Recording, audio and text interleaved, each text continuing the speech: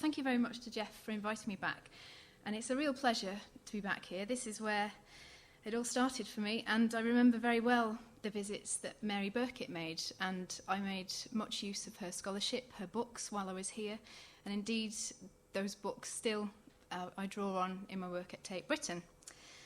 And it's especially important for me to talk and come back here because this was the very room, sitting in that little office, that my love for Turner's watercolours first started to take root. I was very fortunate to be here through 2008 and work on the exhibition of Turner's watercolours that we had on loan from the Courtauld Gallery in London, and working with experts like Cecilia Powell really kind of ignited a passion, and that indeed set me on the course for the masters that I did and prepared me very well for the work that I do at Tate Britain. There we go. And the exhibition that we had here in 2008 showed the myriad ways in which Turner used watercolour, from quite notational sketches through to highly finished, very exquisitely detailed watercolours, right over the course of his 60-year career, and indeed also tapped into the idea of him making prints for engravings, watercolours for engravings, which I'll talk about in more detail today. And in recent years, through my work at Tate Britain, I've come to know that that selection that we had on show here in 2008, it was the tip of the iceberg. I'm in a very privileged position to work directly with the Turner bequest. All the works that were left behind in Turner's studio upon the day he died, watercolours, every single piece of paper, in fact, that's 30,000 pieces of paper, some of which have sketches on, some of which are simply blank, and 280 sketchbooks. All of that is housed at Tate Britain, so you can see why in selecting watercolours for the recent exhibition of Turner's later work, we had a lot of fun, but also a rather daunting task ahead of us, kind of going through many thousands of watercolours. And each one, as you can see from here, be it a simple swipe of watercolour wash through to those more heavily detailed, that wonderful Heidelberg, which was a huge watercolour that became a very popular print. They've all got a kind of magic about them that even when it's set behind glass, like Ullswater, which Jeff has very kindly got out for us to see today, I think their magic is barely contained by that glass. Now, the word magic is a word that Turner's contemporaries also used to describe his watercolours. This is St Agatha's Abbey, which was exhibited in Soho in London in 1823 to promote a series of engravings. There is the engraving. So you can see all the information that a printmaker would need is in there. And so the engraving is very faithful to the watercolour. So the watercolour was used to promote this series of engravings, which people would buy.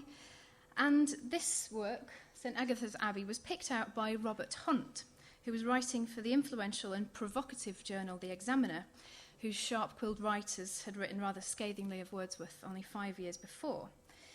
Now, Hunt's review of this watercolour praised its rich arrangement of colour and went on to describe how connected, blended, and sometimes delicately contrasted as these colours are, Turner's effects are exquisitely tender, but not without sufficient force, from a certain magic arrangement, a graphic secret of his own.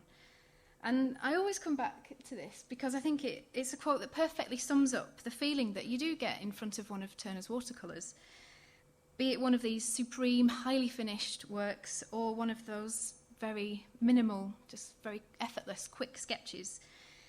And such is the technical complexity of Turner's watercolours, like this one, that actually at first glance, and indeed after minutes of studying, they still manage to conceal the secrets of their genesis. It's still sometimes not very clear how exactly he's built up this image that you have before your eyes.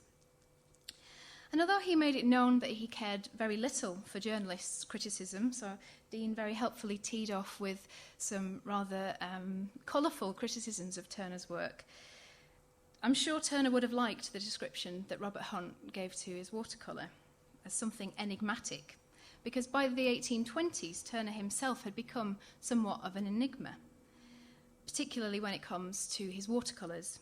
He was very, very secretive about his techniques, and indeed anecdotal evidence about his techniques, about his processes, is still quite rare, and we still use it in books about Turner's work they're very, very precious few anecdotes that describe things people saw. And in 1823, the same year that the Examiner hailed Turner a magician, the first serious account of British watercolour painting was published. Its author, William Henry Pine, credited Turner as one of the artists who had transformed the topographical style of watercolour landscape, endowing it with superior feeling, i.e. the depiction of landscapes in a rather poetical way, allowing the viewer to muse on the feelings that were evoked by that particular landscape. And again, St Agatha's Abbey is a perfect example of this. It fuses a very studied, you see in the sketchbook in the exhibition, Turner was a very diligent maker of sketches. So it fuses this very studied sense of place, coming through the accurate details of the buildings and its surrounds, with an exceptionally strong sense of atmosphere. You see the long, hazy shadows cast by sunset, probably, and this kind of hazy colour gives a kind of quiet calm to the scene, which is only disrupted by the echo that is suggested by the sound of the duck flapping his wings on the water in the foreground. And that's a motif, as we'll see later on, that Turner comes back to time and time again to give a kind of, it's an immersive experience when you look at this. You feel the atmosphere and you perhaps hear the sounds that you're seeing depicted. Now, as Dean very helpfully laid out, neither the genre of landscape or indeed the medium of watercolour were very high up in the hierarchy of art that was promoted by the Royal Academy. Turner's contributions at exhibition and the many prints published after his work helped to effect a turnaround in this, elevating landscape as a subject and increasing the prestige of watercolour, which had experienced a surge of popularity in the late 1700s as growing numbers of amateur artists took to the medium. This somewhat presented a challenge to professional artists wishing to use the medium because it took on a kind of a suggestion that it was an easy medium to master, that if an amateur artist could master watercolour, then anybody can. So it was a sort of second-rate medium. But some of the watercolours that I'll go into a bit more detail about, such as these, really show just how much Turner flouted that idea and how far he would take his response to the challenge, particularly when it comes to applying colour through watercolour.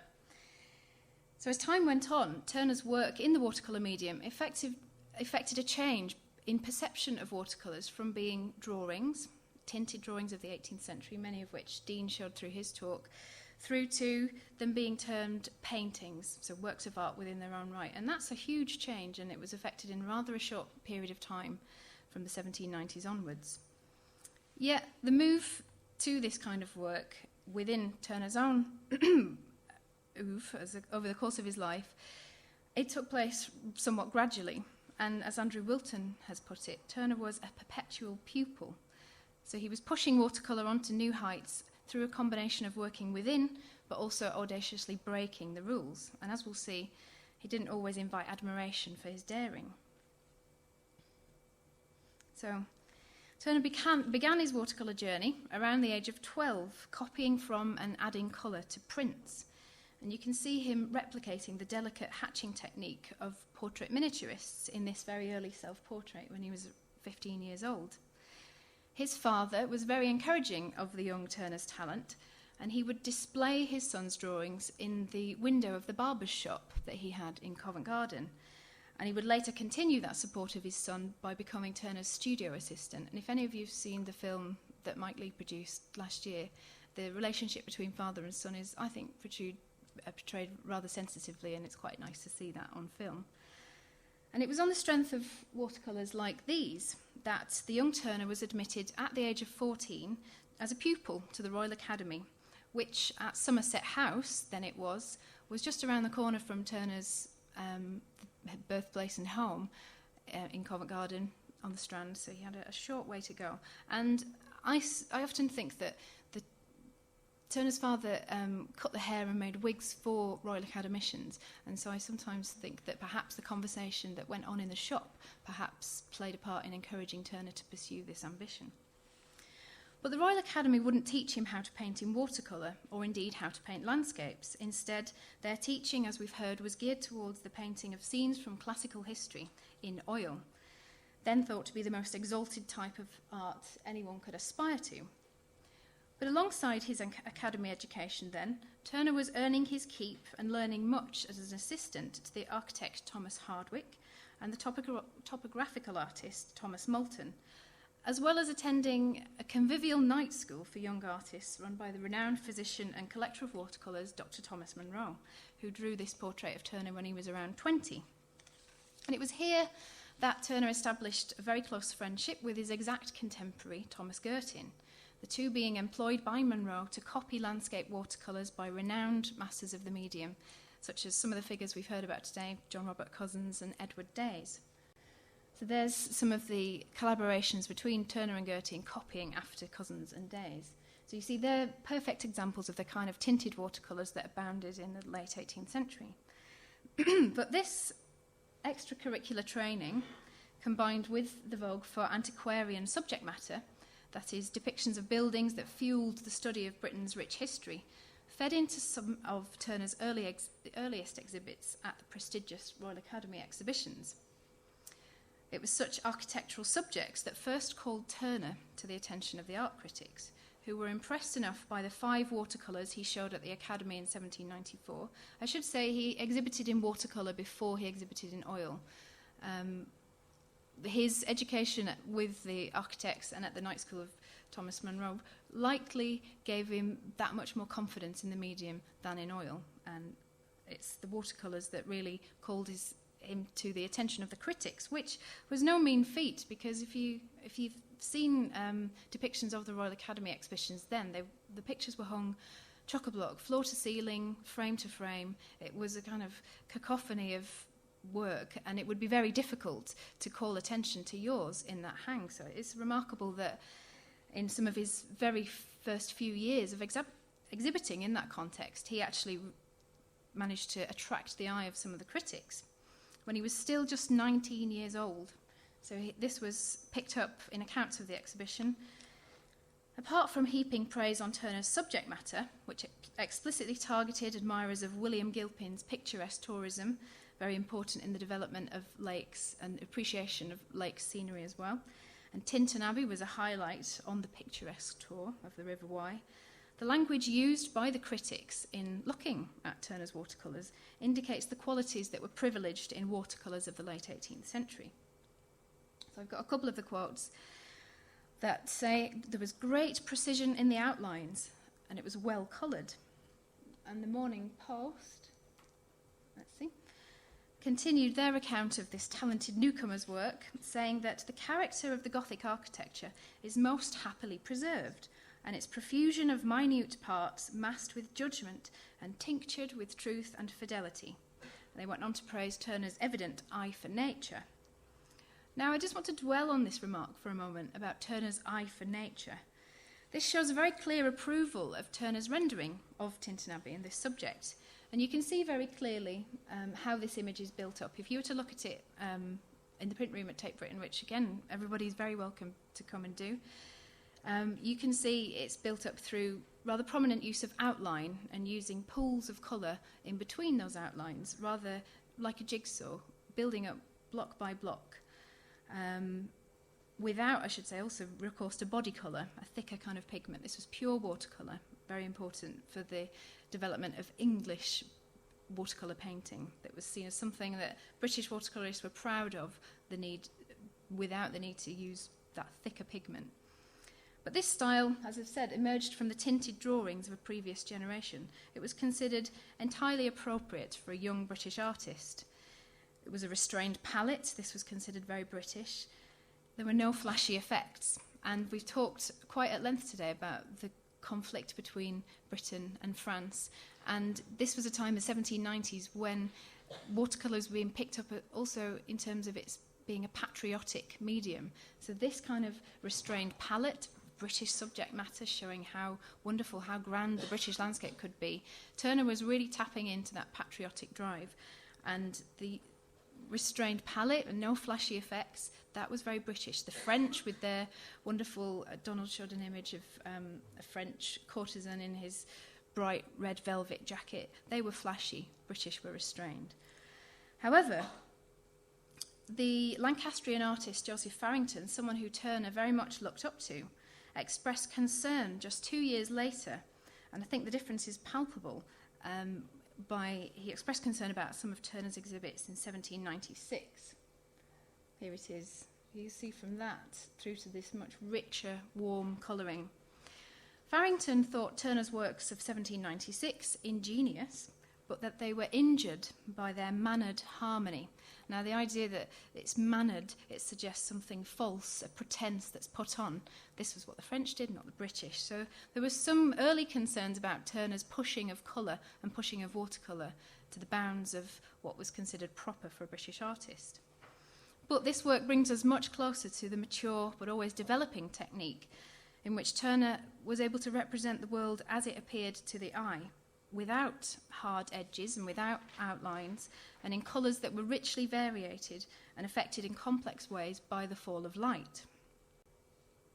And you can still see at this early stage he was very much showing off through architectural subject matter, which was his home ground. And he never lost his fascination for architecture, and indeed in later life thought he expressed the idea that he might want to become an architect had he not been an artist. Now, understanding the science of light and the quest to paint as the eye sees was something that occupied Turner throughout his life.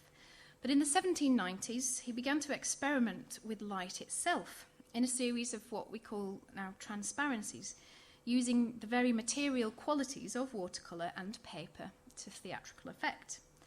The transparency, where a watercolour like this would be backlit, was a format that the artist Gainsborough had obsessed about before Turner.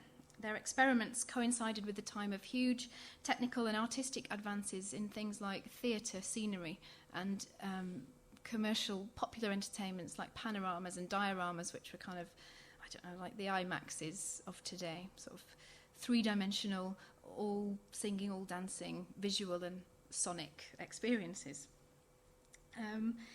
So when this Welsh mountain scene was inspected by conservators in the 1990s, it was discovered that its glowing effect was actually supplemented from behind by washes on another sheet, which had been pasted to it. So if you imagine these two works sandwiched together, glued one to another, in which the areas of dark wash are supplemented by this. And if you can imagine it lit from behind, that would give a real transparency to the sky, and it would really exaggerate that glowing sunlight effect.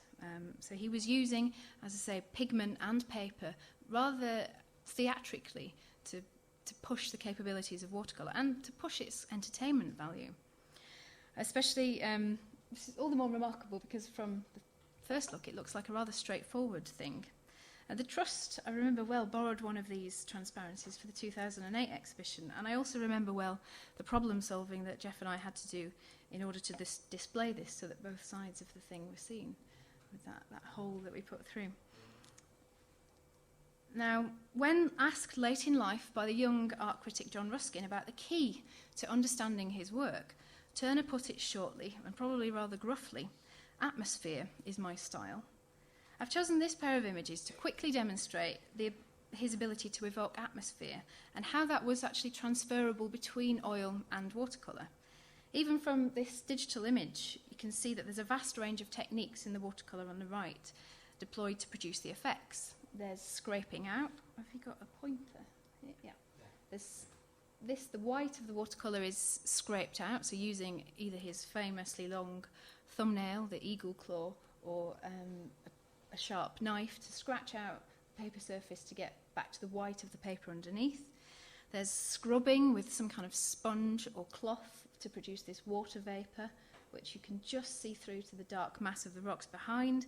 And there's also stopping out with a kind of protective fluid which would keep the whatever colour you'd laid down underneath it back, so that was a period. So they're incredibly complex masterpieces. But I've also reproduced this pair to scale versus one another. Now this, which we borrowed in 2006 for the Constable exhibition here, is a big oil painting. And this, by the standards of the day, is an absolutely colossal watercolour. And I mean, even I was shocked when I did this, and I hope I got my maths right, and I think I did, but even I was shocked by this. But it also shows the ambition of watercolour at that time. Turner was pushing it to the absolute maximum in terms of size. Bigger was better. Call attention to yourself. Say, to make the statement that watercolour could be big, grand and entertaining, just like oil. And there's no difference in subject matter for Turner between the two either. Now, from his teenage years, Turner travelled in search of subjects that spoke to popular taste.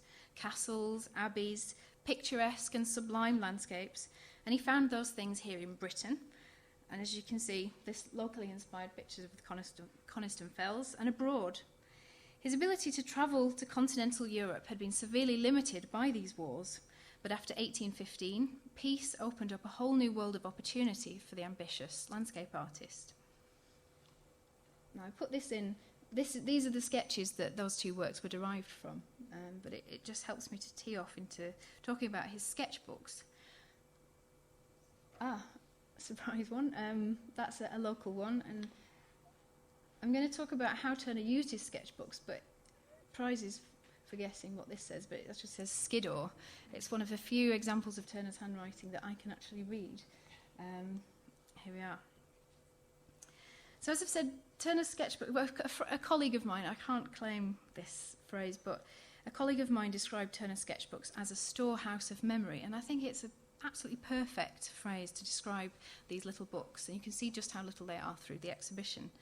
They contain drawings that are detailed, also cursory, poetry, including verses that he penned himself, account-keeping sums, language tips, and the odd recipe for cures for ailments that he might contract when abroad. And I won't go into the kinds of ailments that he produced solutions for.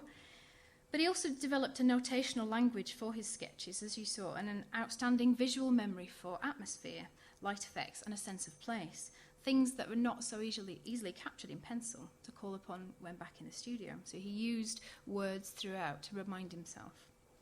Colouring on the go, however, with watercolour, took, in his words, too much time.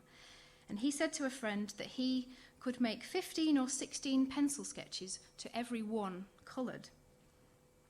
Now you can see below the selection of Turner's sketchbooks. This is just a kind of selection. There's 280 of these, and they're all different. They're all wonderful. And every so often he goes through and puts labels on, so these labels are applied by him, Scotland, Edinburgh.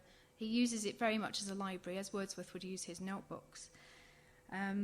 But below that, these two are examples of his watercolour paints. The difference between them shows the progress in paint technology through the years that Turner was practising, and that he was living through the age of industrial revolutions, and technology with paint came on leaps and bounds. The difference is great. You see this, the pig's bladders and all sorts of messy pigments, and this is a very special thing that he would take with him on his tours. It's an old leather book that he's repurposed and applied the cakes to. And he would buy his watercolours from a maker that you might have heard of, Winsor & Newton.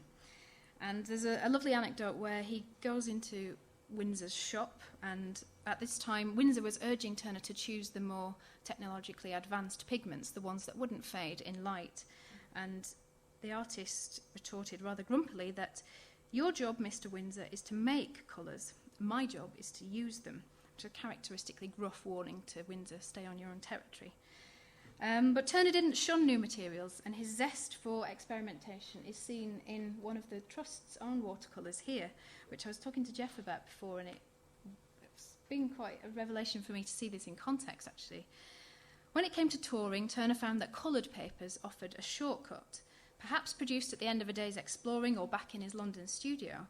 I find these works electrifying. The blue paper, some of it certainly purchased when he was abroad, as watermarks tell us, and the richer pigment of the gouache, that thicker body colour I was talking about, provided an irresistible combination for well over a decade, probably because of the economy. If you think of a blue sky day, rather than have to put that blue in yourself, you use the blue of the paper and use the colour on top of that. But what colour he does use. And looking at these in a little bit more detail in the preparation for this talk, I'd always thought of these as private musings for Turner, reflecting on his European travels, but actually this one that's owned by the Ashmolean up here was in preparation for a print, And I wonder just what the printmaker would have made of that blue paper sketch. It was quite an uncommon thing to hand over a work on blue paper to a printmaker. But its aesthetic takes us on leaps and bounds into the future. It wasn't just blue paper that Turner drew on. This work from Venice is a brown buff-coloured paper that he's used for a nighttime scene. Again, that shortcut to darkness. And he's used a very dramatic composition again, dotted with stars. And Venice, in around 1840, the effect on Turner was transformative. He was utterly beguiled by the place, and something special happened because, you know how I said he didn't really like to use colour when he was on his travels because pencil was much quicker?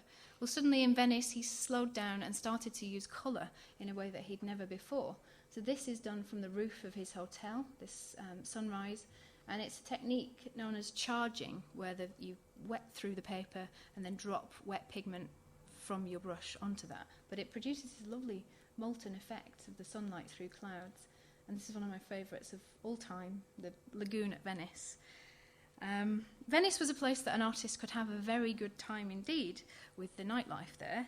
And it was a popular, marketable subject made famous by Byron, and had a kind of frisson, an appeal there. But Turner's visit, as I said, inspired something quite special. But indeed, the whole of Italy had a transformative effect on his work, both in oil and in watercolour. This was one that we were lucky enough to borrow in 2008. Here I've put this slide together of Turner's treatment of Ullswater over the years, which shows, there's Ullswater in real life, shows the transformative effect of Italian horizons and Italian atmospheric conditions, moving from effectively Britain to Umbria, but still staying in Ullswater, which is quite remarkable. And in the 3 years that I lived here, maybe others here can tell me I'm wrong, but I never saw Ullswater looking so warm and heavenly, though at times I'm sure it does. But as well as these sketchbooks full of information, it was that memory for the kind of warmth and the beauty of the landscape that he then started to inject to the British landscape, giving it a kind of otherworldly feel.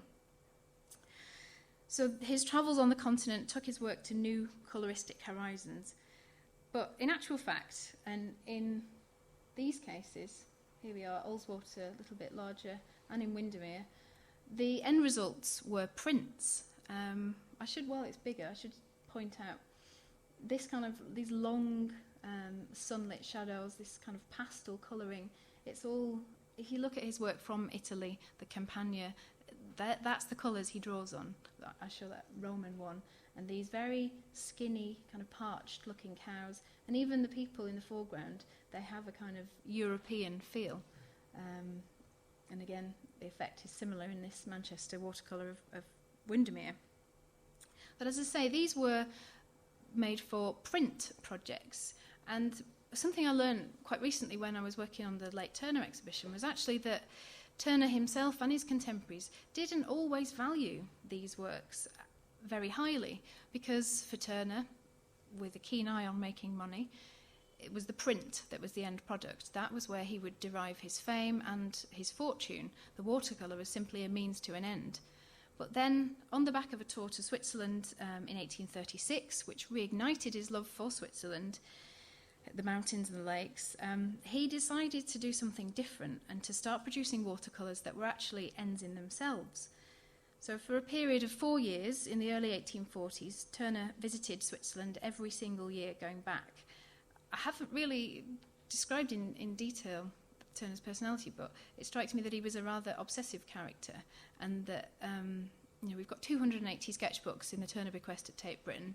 Sketching became a kind of compulsive activity, as writing was for Wordsworth, but he was always sketching. There's a lovely anecdote from Venice when another artist called William Callow was staying in the same hotel as Turner, and said that the artist Callow was out on a gondola enjoying a cigar and some fine company of women one evening, and he looked across the lagoon and spotted Turner in another gondola, and said that he then felt quite ashamed of himself because there he was having a nice time, and there Turner was still sketching so late into the night. So from sunrise to sunset every day, he was sketching. Sometimes think about the phrase comes to mind, time is money, comes into my head, but I think it was also something compulsive. He was perpetually self-driven to do this. So he was going through Switzerland, amassing material in his sketchbooks in the customary way. By this point, his notational sketching language was very skeletal, very pared back. It's quite difficult sometimes to make out what he's sketching, but he didn't make the sketches for us, he made them for himself, and he could interpret them. But on the back of this newfound love of Switzerland, he began to produce, back in the comfort of his studio in London, what we call now sample studies, and this is one. And in some ways, this innovation is related to an essential part of the process of making watercolours that had been part of his repertoire for a long time, which is called the colour beginning, in which he maps out areas of colour in a composition to trial blending techniques or to trial out different combinations of colour in relation to one another. Now, one of these little anecdotes comes up in the relation to colour beginnings. He was spotted making these during one of his stays at Farnley Hall in Yorkshire, which was the seat of his patron and friend, Walter Fawkes. Now, inside Turner's bedroom there were apparently cords spread across, as in that of a washerwoman, and papers tinted with pink and blue and yellow hanging on them to dry. And back in Turner's studio in London, another visitor observed how Turner stretched the paper onto boards, and after plunging them into water, he dropped the colours onto the paper while it was wet, making marblings and gradations throughout the work. They're two of the only anecdotes that we have about Turner's practicing watercolour, and I imagine he didn't want to give his secrets away. But these watercolours, these colour beginnings, were private works. However, the sample studies, these ones on the left, as their name suggests, these were samples to show clients potential watercolours that they might be able to buy. Unique to this... where are they? There they are. Unique to this late period in his life, so from 1835 onwards, the point at which he turned 60, onwards, Turner made use of an agent, or an art dealer, whose name was Thomas Griffith. Now, Turner charged Griffith with showing these samples, which ranged greatly in themselves in terms of level of finish and detail, to a small circle of loyal patrons and collectors that included John Ruskin. For the princely sum of 100 guineas, which was not a small sum at all then, each had the chance to purchase the finished watercolour based on this sample study. And it was actually quite a gamble for these patrons because in many cases they wouldn't see the finished versions. They'd just have this and they'd decide whether to pay Turner 100 guineas on the basis of these very unfinished works. It's a rather bold move to make. But this new, intensely, you see just how colour-led this period of life, of work in his life is, gone completely is any sense of outline and any sense of a kind of linear structures of the watercolours. They're pure colour, pure kind of seamless blending of washes and a whole gamut of techniques. But this new phase wasn't to everybody's taste. Some collectors turned their nose up, one of them saying that the Rigi, the blue Rigi, was too blue, while the agent, Thomas Griffith himself, noted very warily that the watercolours were not in Turner's usual style. So as much as we and the art market today might value these, Turner was very disappointed with the price he received. He'd asked Griffiths to get him 100 guineas, but the most he got for any of them was 80 guineas. And to this, Turner famously balked. "Ain't they worth more?" And he didn't, of course, have to sell any work at this point. He was a rich man, but that didn't matter. Turner was always ambitious, and he was conscious in this late period of his life about his legacy. He knew that he had to get his art out there for it to be disseminated and appreciated, and for him to be famous in 2015, as he had his eyes on the prize back then. Now, I wonder if this lower price of 80 guineas, in fact, reflects that Turner didn't exhibit these finished works in public. Because Turner had lived out his career in the public eye, being appraised by critics, so I wonder whether these works that were bypassed that exhibition culture, bypassed the kind of filter of the critics, whether perhaps some of the buyers, their confidence was tested by these not being praised beforehand by critics like Robert Hunt. But the Blue Rigi and these late Swiss watercolours have come to be celebrated as some of the finest watercolours ever made, for good reason, I think. And Turner really pulls out all the stops in these works, using, as one scholar has put it, every weapon in his armoury. I came to write about the Blue Rigi in some detail for the recent Late Turner exhibition catalogue, and I found it an incredibly daunting task. Its mastery seemingly defies description. It's very hard to know where to start. But I had to start somewhere, so I decided to start as Turner started, with the piece of paper. And we've seen his use of coloured paper already, but here, in the Blue Rigi, he reverted to an old favourite. This is white wove writing paper from the Watman manufactory. That's a lot of W's. Of the kind he'd been using for a whole 5 decades. And indeed, the watermark on this, on the piece of paper that this watercolour is made on, is of 1827. This was produced in the 1840s, and Turner would have bought his paper stock in big, huge reams and just took one from the top of the stack and made this watercolour a whole 13 or so years after he actually purchased the piece of paper. But he knew this paper inside and out, and he knew that it would work to make such a beautiful work as this. He chose the slightly fuzzier side of the paper, which is the wire side, and this was a way to give a very subtle texture to the smooth washes that you see. So it's not entirely flat, it's got a very subtle light and shade that falls across it. And it would also enhance that painstaking stippling and hatching. You can't really see it here, but when you get very, very close, the mountain, the famous mountain of the Rigi, which Queen Victoria went up in a sedan chair, and which I sprained my ankle on 2 years ago, it's built up of these tiny, tiny, tiny hatch marks. And you can see actually in the corners there. And in the corners, this serves to focus your eye in the middle. One of Turner's compositional rules to live by was start in the middle. And I think these work very effectively to do that. You can also see ducks flapping about on the water. There's that motif again, which disrupts the beautiful calm and the tranquility of the scene.